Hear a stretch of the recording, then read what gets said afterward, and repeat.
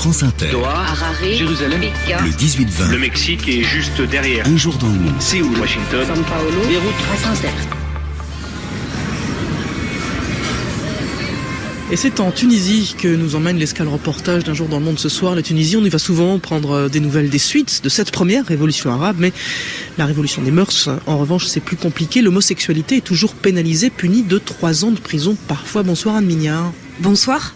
Même si chez nous on dénonce aussi une montée de l'homophobie, on ne l'oublie pas, être gay en Tunisie, ça veut dire risquer d'être dénoncé, j'espère qu'on entend bien les guillemets, et donc utiliser des stratégies de contournement, voire devoir refaire sa vie à l'étranger parce que les avancées de la société tunisienne ne concernent pas les gays. C'est votre reportage, Anne.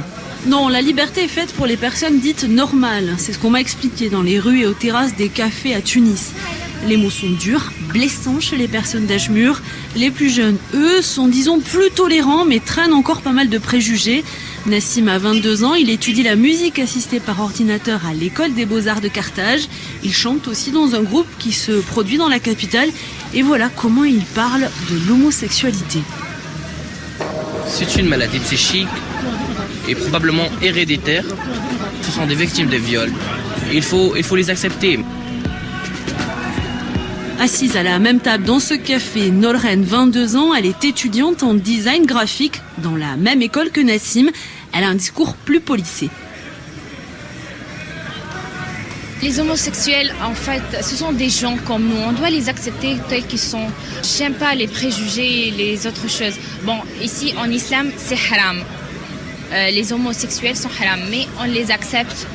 C'est leur nature, on doit les accepter tels qu'ils sont. Je suis pas contre. J'ai beaucoup d'amis qui sont des homosexuels et je les accepte. C'est normal pour moi. Ils se cachent ou ils en parlent? Ils se cachent. Bien sûr, ils se cachent. Parce que c'est pas un sujet normal à aborder ici en Tunisie. Il y a beaucoup de gens qui n'acceptent pas les homosexuels, mais pour moi, c'est normal. Je les accepte tels qu'ils sont. La tolérance de Nolren n'est effectivement pas la règle, comme en témoigne l'expérience vécue par Rami, un garçon de 19 ans que j'ai rencontré dans le cabinet de son avocat. Originaire d'Hammamet, Rami est issu d'une famille modeste de 5 enfants. Son père est employé municipal, sa mère s'occupe du foyer. Et voilà ce qui lui est arrivé.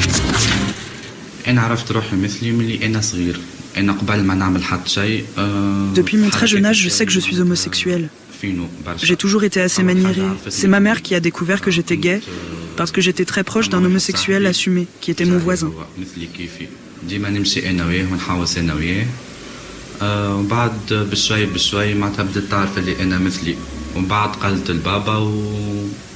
Elle l'a alors dit à mon père, et c'est là que les ennuis avec ma famille ont commencé.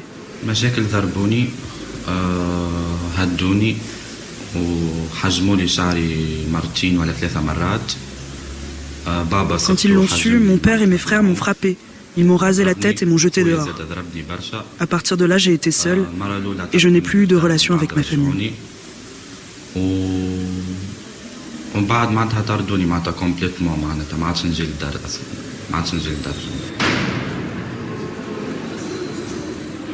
Rami a alors 15 ans.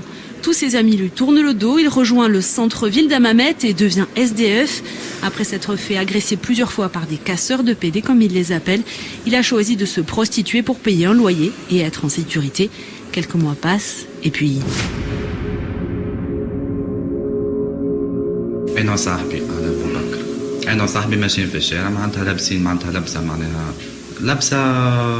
J'étais avec mon ami Boubacar et nous étions habillés de façon extravagante.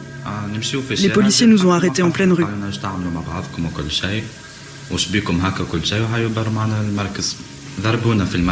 Ils nous ont demandé pourquoi nous étions habillés comme ça et nous ont conduits au poste. Là, nous avons été humiliés, frappés et torturés. Nous sommes restés en cellule pendant 2 jours sans manger.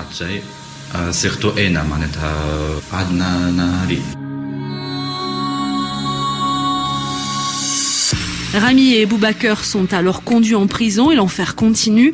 Les humiliations et les maltraitances de la part des gardiens sont quotidiennes. Il est aussi victime de harcèlement sexuel de la part des autres prisonniers. Comme il refuse de se soumettre, il est régulièrement battu. Il passe 2 mois en prison, puis à sa sortie, contacte l'association Shams qui le loge dans un refuge tenu secret. Mounir Bahatour est le président de Shams. Cet avocat défend régulièrement des homosexuels traduits en justice. Et comme il dit, il fait au mieux. Nous avons des juges rétrogrades, des mentalités moyenâgeuses qui sont très conservateurs et pour eux, c'est une atteinte à la morale publique. Ils condamnent plus lourdement souvent les homosexuels passifs. Ils les identifient à des femmes prostituées. Et être une femme, c'est moins honorable que d'être un homme dans une société machiste. La femme reste, malgré les progrès qui existent en Tunisie sur les droits de la femme reste inférieure à l'homme dans l'imaginaire populaire. Cham et d'autres associations apportent leur soutien aux victimes comme Rami et leur permettent aussi de refaire leur vie à l'étranger. Ces associations se sont données aussi comme mission de faire évoluer les mentalités. Ainsi, l'association Mawjoudine a par exemple organisé au début de l'année un festival du film queer. Mais comme le raconte Ali, ça n'a pas été sans mal.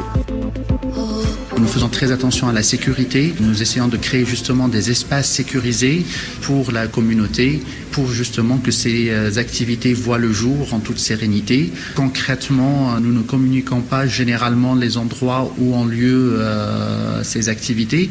L'accès aux événements est très contrôlé.